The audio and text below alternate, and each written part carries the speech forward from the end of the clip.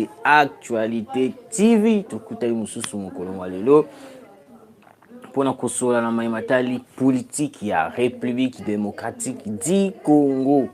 Très chers abonnés, tout d'abord je vous prie de partager le lien, de commenter, de liker et que ça n'abuse vrai bien. Voilà, tukutani mususu mokolo wa lelo. Nous allons développer les sujets. Comment est-ce que mauvaise nouvelle pour Francine Muyumba, Eve Bazaïba révèle tout. Un complot de Jeannette Kabila et Bimi. Nous allons dévoiler le plan qui a été énuméré na bato oyo bazali na idée ya kokwesa la République, idée ya kokwesa la République démocratique du Congo. Parce que vous le savez très bien que non, ces derniers temps, Batouana bazana souci. Ces derniers temps, Batou Oyoyo bazali na idée ya kuiba na nini ko. Alors, très chers abonnés, tout d'abord, je vous prie de partager le lien, de liker, de commenter. Parce que tant que vous likez, vous commentez, vous partagez, et que vous savez sur force, et que vous savez sur son pifo, il y a que ça, la cabine, moi, bah, élément est bien. Je na sengi bino tout d'abord, bah, pardon, et puis bah, excuse pour na direct qu'il y a lobby, n'engé zalaki moulili, courant et kendaki. Bat mususu ba benga kinga na téléphone, mende ko rabi, tout moni direct, mais direct on moulili, boy. Donc, tout ça, un problème moro technique ces derniers temps, c'est pour cela. Toujours ça la rabino toujours message à pour sabino que non. Bon mais un peu kusunga biso du côté matériel, moi téléphone il y a bien, moi micro, moi LED, caméra, moi trépied, moi ordinateur et pour ça la biso vrai bien. Parce que ces derniers temps nous avons vraiment des problèmes techniques aux autres soutien à bino ba oyo bozali du banda ya mboka, bozali de partout, bomoni ke no bozana moi souci wana ya kusunga chaîne na bino Actualité TV. Et que ça la biso vrai bien. Très chers abonnés, toko tamuzindo ya masolo na biso place wapi nungu eza kobeta toujours. Eve Bazaïba vient de révéler un plan. Francine Muyumba, mauvaise nouvelle pour Francine Muyumba. Francine Muyumba tout d'abord avec une morphologie douteuse. Morphologie moko oyo biso moko soki totali botolobi ke oyo pona azali pour biso te, azali peut-être moto ya ngambo kingani, mais il est là ya ko salaka ba déclaration, il est là ya ko contredisaka makambo ebele ya mokonzi ya mboka. Aujourd'hui le président de la République a eu décision à Zumbano ya ko faire pousser la République et que de liboso pour te démolir. Ba plan nyonso tozaki ya munguna, plan nyonso tozaki ya moini satana. Parce que Kagame azali lokola diable, Kagame azali lokola mutu azali complice ya diable pour déstabiliser la RDC. Pourquoi mauvaise nouvelle pour Francine Muyumba? Francine Muyumba, il paraît qu'il y a un plan. Oyo wapite ça qui bino na demi-ap. Jeannette Kabila avait cité des noms. Oyo wapi 4 noms. Na demi-ap Jeannette Kabila cité qui 4 noms.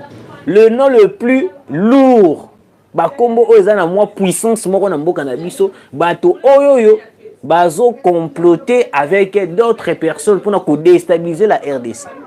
Ndenge moko pendenge zalaki na Mwanga Chuchu alobi que non, avant qu'il soit exécuté, avant que ba bomaye par rapport à makambo ya peine de mort, alobi a ko citer batu oyo ya bande ko travailler na bango, mais tout d'abord il nous a parlé de Hippolyte Kanambe Kazemere, Mwanga Chuchu. Vous voyez comment est-ce que aujourd'hui bato o bazalaki presque le plus puissant bango yonde bazu ba baluki ba komi ba homme o ba komi ko déstabiliser la RDC. Francine Muyumba a s'attachaka toujours dans régime passé. A s'attachaka toujours na bato oyo baningaka Congo te. Francine Muyumba n'a jamais soutenu les initiatives du président de la République. Francine Muyumba aujourd'hui en photo avec Jeannette Kabila et puis avocat naye. Hier ou semaine dernière, tout le monde a qui photo n'a battu à AFC. Est-ce n'est-ce pas un plan qui est en train de se préparer avec Francine Muyumba, la sénatrice? Une dame qui se respecte, mais en coulisses, il est en train de collaborer avec des gens au Bakoluka pour ça la République Amabé. Une dame, la sénatrice, mais il est là à contredire le président de la République. Et puis, chose bizarre, les harmonies bateau, oh, bazali na moi, idée, moi, quoi, un peu très bizarre. Donc, tu comment la vidéo, ils ont circulé dans la photo. Comment est-ce que le Mulus, il y a INC à Vital Cameroun, ont tabassé tout presque, à combien d'ailleurs presque dans l'Iwa. Nous avons pour à dénoncer que non, t'es dossier 100 jours. Jusqu'à présent, Vital Cameroun a ordonné la milice naïe ko beta jeune wana. Et puis au moment où je vous parle, aza gravement dans l'hôpital. Vous voyez comment est-ce qu'une telle personne, et puis voilà, que non, il y a face à la présidente de l'Assemblée nationale. Vous ne voyez pas que non, aujourd'hui, Vital Kamerhe sera comme les biso président de l'Assemblée nationale. Vous ne voyez pas comment est-ce que non, la milice ya INC n'est pas rozala,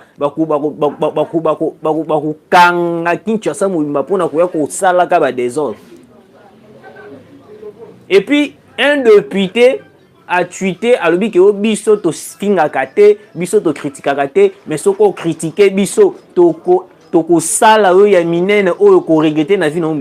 Voyez-vous un peu comment est-ce que les gens de INC bazan na ba déclaration moko barbare, ba déclaration moko ya kiboniama, pourrais-je dire, excusez-moi. Boni bino, donc bino nenga bo soki bo salimbe ba ko reprocher bino te. Donc INC soki salimbe ba ko reprocher bango te. Cameroun sera salimbe ba ko reprocher bango te.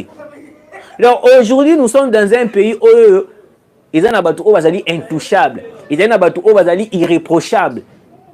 Donc moi ko reprocher bango ezate. Donc ce qu'on meki ko reprocher bango, on meki ko lobana bango ba milice ba bimi bandi ko beta bango. Beta yo plutôt. Tomona awa vis-à-vis mokonza mboka. Baza ko critiquer mokonza mboka. Mais totika ko mona te au garde républicain na bimi bandi ko beta mutu wana masasi que non te pour critiquer le président Félix. Mais pourquoi seulement un groupe de gens oyo bazali ba mieti moko boyoana bakomi ko luka ko créer ba désordre moko politique, ba désordre moko au sein de la population. Donc aujourd'hui la population n'a plus un mot devant le politicien. C'est grave. Nous demandons ceci dans le service des renseignements de Miap Aner. Il faut aussi interpeller la sénatrice Francine Muyumba. Parce que déjà, azali très proche nabato oba ko luka ko ça la République Mabé, azali très proche nabato oba ko compléter Mabé la Medi Bilamba. Alors aujourd'hui, so qui to kota la kaka na mis na biso bo motobo, nous risquons le loto lobby ko kaka ganote abanda qui peut participer dans un complot. Nous risquons comment on a ganote le loto lobby que non abanda qui peut financer nourriture contre la République. Francine Muyumba, si réellement elle est congolaise de père et de mère, je ne pense pas qu'il peut être contre toutes les initiatives du président de la République. Et puis le plan de Jeannette Kabila et Zalaki Nini. Jeannette Kabila, tout d'abord, c'est une personne ou soit c'est une famille wapi balukaka à tout prix recule la République démocratique du Congo. En commençant par Hippolyte Kanambe Kazembe, Zoé Kabila, Jeannette Kabila, ezali famille moko oyo lelo totikala ko bénéficier makambo ya malunga te pona bango ezalaka kaka régime eza mabe régime akalizaki bien alors que nous le savons tous que notre régime de 18 ans était un régime de massacre, régime de tuerie, régime des accords. Même si vous nous disiez que notre Kabila avait signé des accords pour na Yemoko ezaki pour na Congo, c'est impossible. L'accord que Kabila avait signé pendant 18 ans, dans le régime il y a 18 ans, c'était pas un accord où ils allaient tout un individu, mais c'était un accord où ils allaient pour na Congo. Oh lelo tokomi komona Kagame akomi ko coincer biso kolobela biso que note RDC ote est wana eza ya bango. Si nous restons les yeux fermés à propos ya makambo ya guerre ya est, très cher Congolais, toko risquer communauté internationale et ça la déclaration que note la partie est appartient au Rwanda. Parce que jusqu'à présent nous frappons pas directement. Ba frappe na biso eza un peu léger. Yangana toza ko benda matoi na FRDC. Il faut tobeta makasi monguna oyo akotelema na est de la République. Parce que déjà ces derniers temps déclaration ya F Bazaïba et pesi Kagame nungo. F Bazaïba lobi boy. Si le Rwanda continue toujours à tuer la population congolaise, à manipuler la population congolaise, alors nous allons tout d'abord attaquer le Rwanda et puis nous allons annexer le Rwanda na kati ya mabele na biso. Kagame ça lui palpite. Kagame est très agité. Parce que F Bazaïba lelo azali exemple oyo peut-être na bato nyonso tout otomonaka lelo. Alors, très chers abonnés, pour annexer Rwanda na kati ya mabele na biso, c'est possible. Mais nous devons tout d'abord avoir des gens oyo bazali sincères, oyo bazali pe clair avec biso. Parce qu'il y a plusieurs politiciens aujourd'hui dans notre pays, oyo wapi bazali en collaboration avec le M23, en collaboration avec l'ennemi. Tout d'abord, nous devons recycler l'entourage à Mukundamboka, recycler l'Assemblée nationale, l'Assemblée provinciale, et puis recycler tout autour de la population. Bato oyoyo, bazali kopé sa chance na ba information na biso na Rwanda. Parce qu'aujourd'hui, l'infiltration des akoboatisse biso to kende ti na place tozo linga to kende. Jeannette Kabila. Lui qui prépare un plan, ou soit il est en train, il est en, azali na 4, il y a plan au Batouba ko lukaba déstabiliser la RDC. Il faut perquisition dans ndaku ya Jeannette Kabila. Après avoir perquisitionné ndaku na ye, toko kende pe ko perquisitionner ni kinga 4.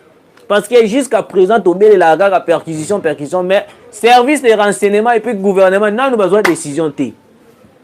Alors que nungu komaki kobima keno te kinga kati kuna bamonaka ba militaire moko boye et puis piste d'atterrissage plutôt ya ba avion ezalaka kuna et tout.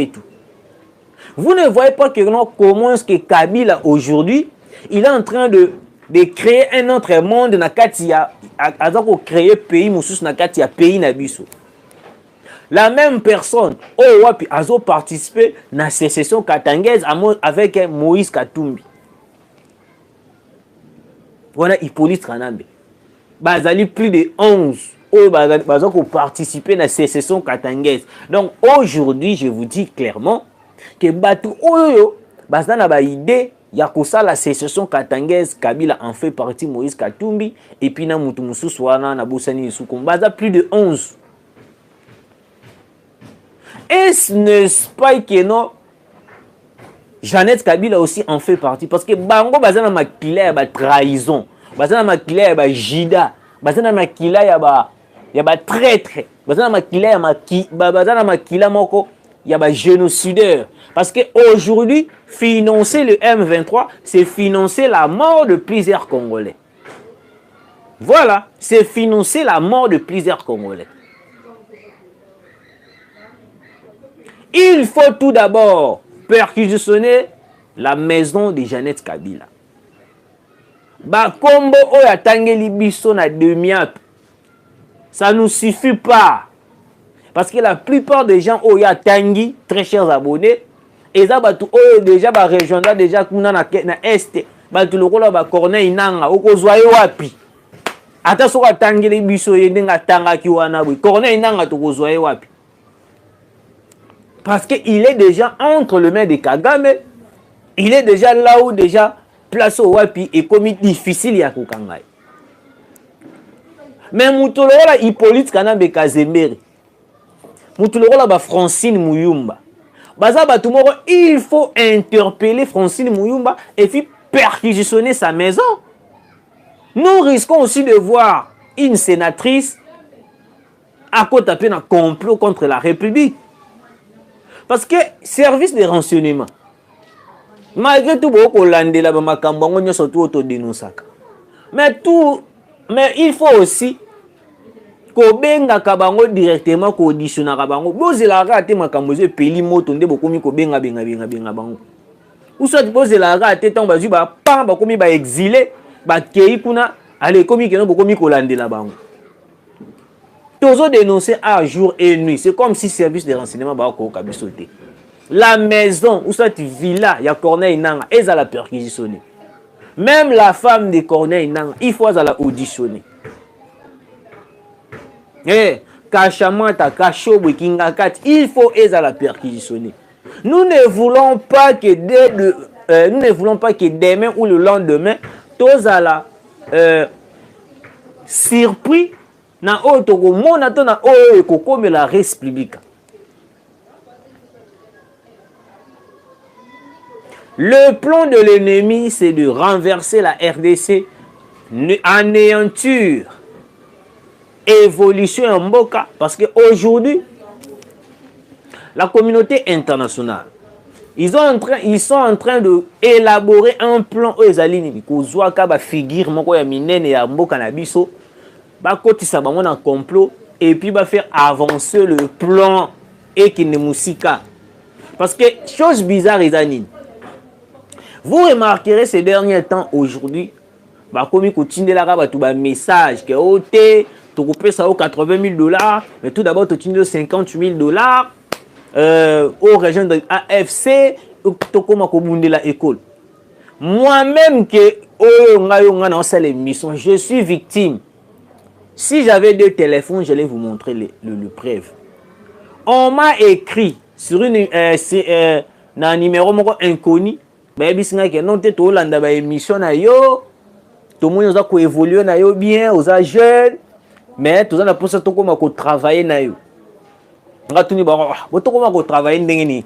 Vous allez entreprise, vous avez produit na bino na le kisaka yango to comme. Oté loin de ça, mais to za na besoin to matisa yo pe niveau na sens que non te okoma pe na mituka banda kuya bien mais si on nazo comprendre te boza la un peu clair babino biso tozali AFC to kopesa yo ngaku bango jeune na mususu beze o mususu na balobaki 80,000 ngaba bisingo $60,000 na $60,000 wana to kopesa yo na no $30,000 to tindeli yo sokoza d'accord.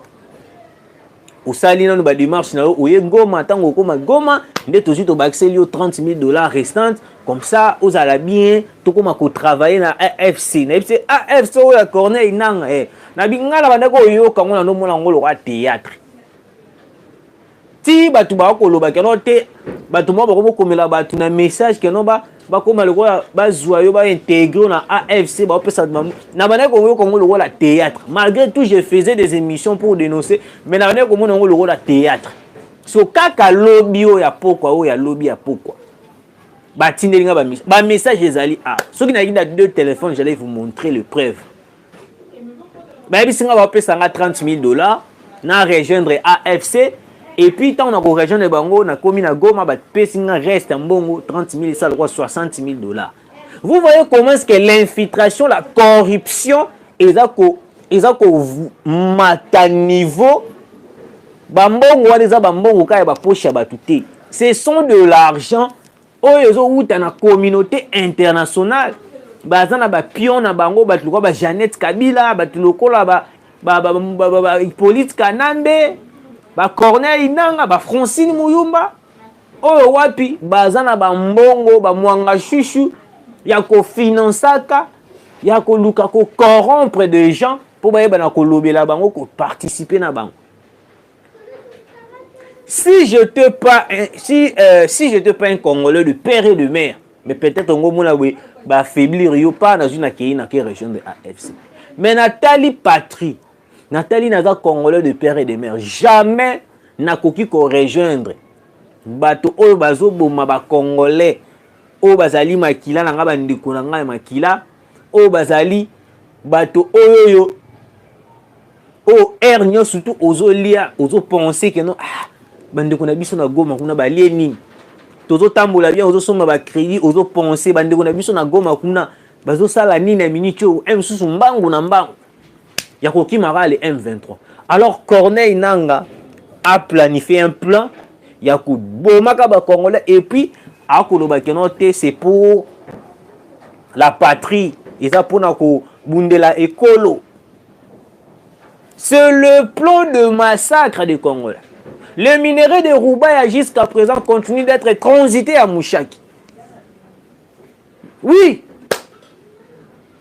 Nous appelons le service de sécurité, le FARDC et puis le gouvernement congolais. Le minerai de Roubaïa jusqu'à présent. Ils ont continué à Mouchaki. Et puis à partir de Mouchaki, il y a des tunnels. Jusqu'à présent, on est en train d'insister sur ça.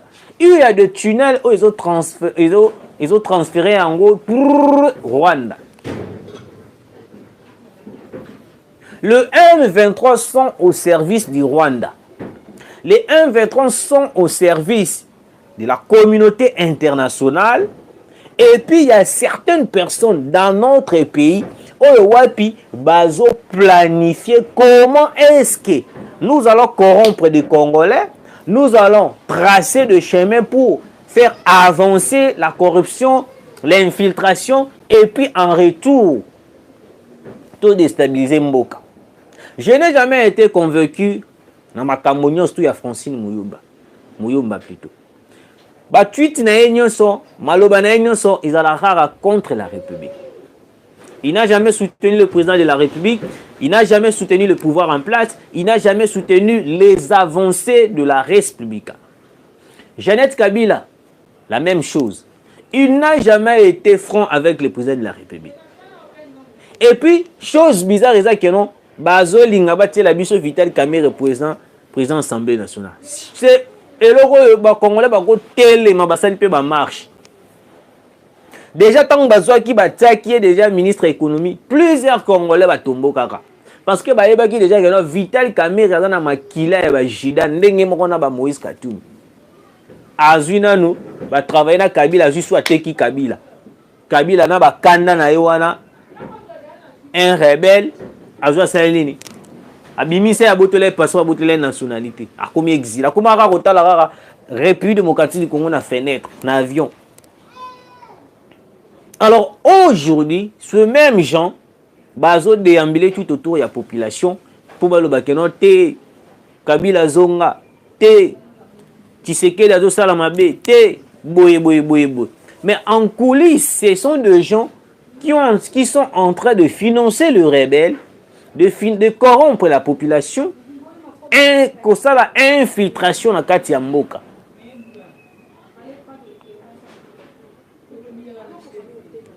Infiltration dans Kati Mboka.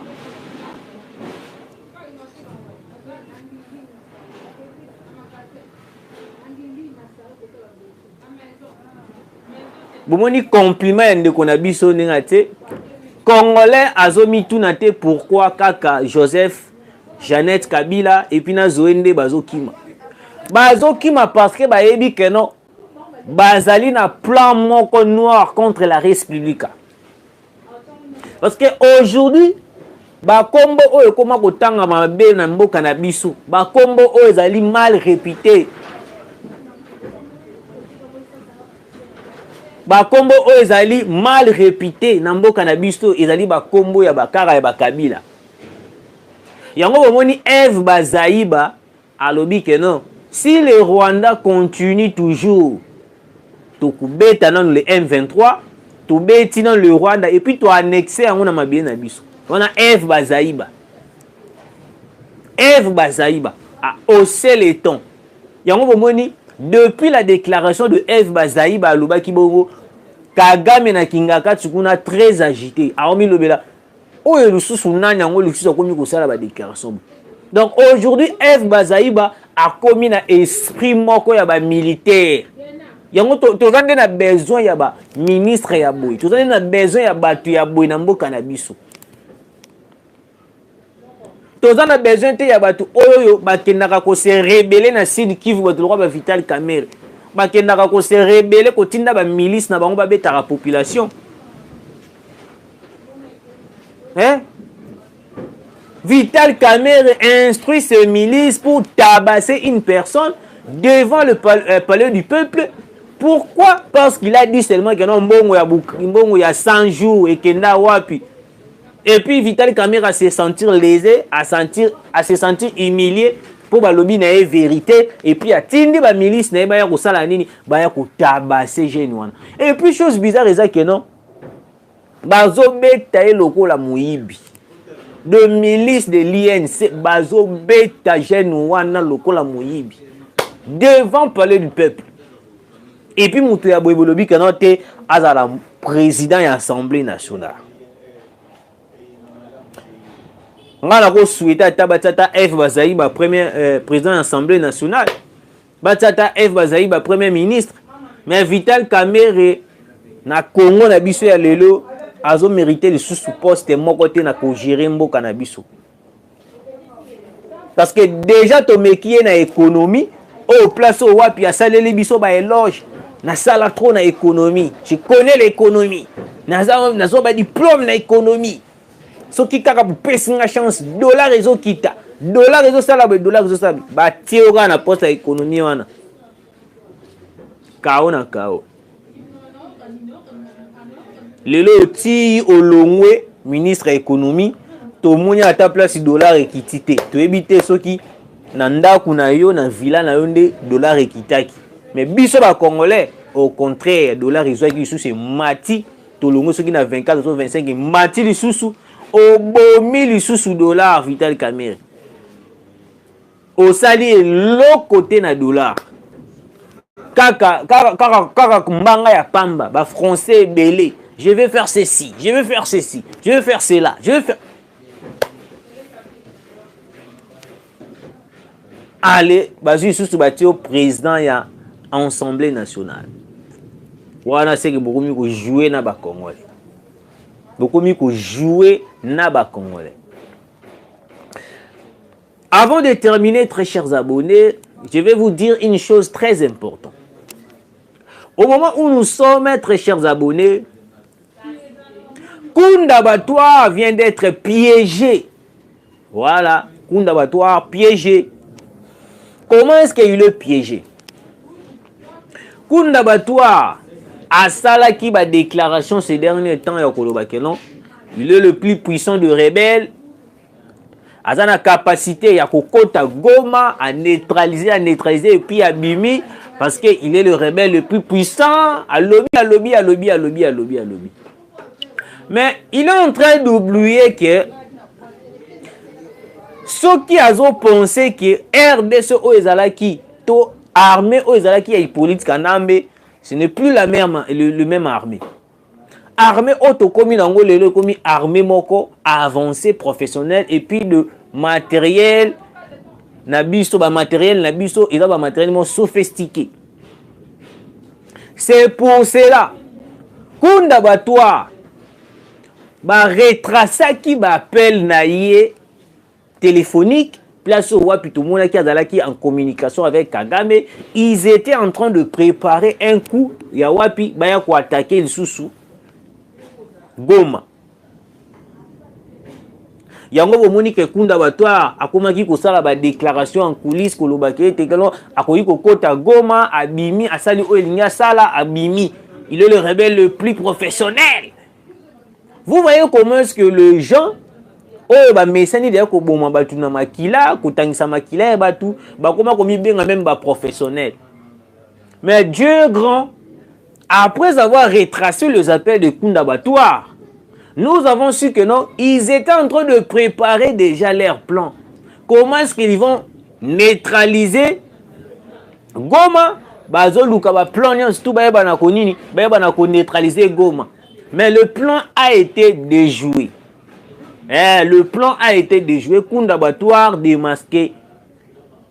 On l'a piégé totalement et puis on a compris que non, plusieurs infiltrés, oh le ba copier ça comme information et puis il y a Rwandais, et puis il y a M23, et puis Kagame. Ce sont des officiers, des généraux, militaires, moko boye kili ne ba copier ça comme information. Et puis politique, oh tozana bango lelo. Nde ba kozwa comme information ko pesaka, kozwa comme information ko pesaka. Mais nous la population, on doit être vigilant parce que Kunda aujourd'hui, il est possible pendant la guerre. Parce qu'aujourd'hui, tu as une armée le plus puissant,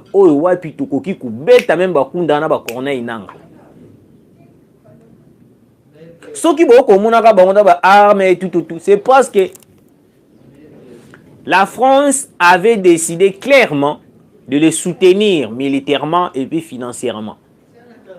Yango bomona qui dernièrement ba nungu eko circuler que la France vient de donner 60 000 $ au Rwanda. Mais mbongo wana ezaka pour na Rwanda te. Mbongo wana ezali pour na ko ravitailler le M23 parce que le M23 ba dans difficulté ya nourriture, difficulté ba armes, difficulté ya ba tenue, difficulté ba téléphone et tout. Ce qui l'Union européenne, la France, ba petit 60 000 $ na Rwanda, c'est pour renforcer les M23 AFC. Yango moni ba ko komela ba message que notre région de biso occupé sur 20 000 $, 40 000 $. Bazo mona ba mbongo wana ezali nango inutile parce que le minerai qui sont transités na Mushaki et que Rwanda que tout ba salignos tout ba ko sala ba teki yango ba mbongo wana yango kaka ba ko zongisela ka biso pour na ko corrompre population et puis ba ko zala corrompu facilement ba zimbongo et puis tango kende kuna boye ba yango peine de mort exécuté devant tout le monde, la pendaison totale. On dit ozala corrompu aussi 60 000 $, 80 000 $. Yeba yango que très chers abonnés, ndengo ndimi ko infiltrer mbongo, ndengo ndimi corruption. Tangu to ko réveiller to kangi yo boy, okozala pendu dans la pendaison devant tout le monde. Voilà très chers abonnés, bon mama kele beaucoup qui zali mbula. Le complot a été révélé. F Bazaïba vient de révéler un plan. F Bazaïba Azali intègre, F Bazaïba Azali sincère avec le président de la République, sincère avec tous les Congolais. Voilà, autant que on a beau s'abonner, maximum commenter, beau partager, beau liker. Bah au peut vous donner un souci à soutenir chaîne. Dans mon téléphone il y a bien pour tout ça la rabino va direct pour téléphone oh moi qualité dans mon boulot. Moi micro, moi trépied, moi ordinateur. Beaucoup mais la biso na ba numéro na biso WhatsApp o ezali ya Orange wana et ko ça la biso vrai bien tokutani mbalasi.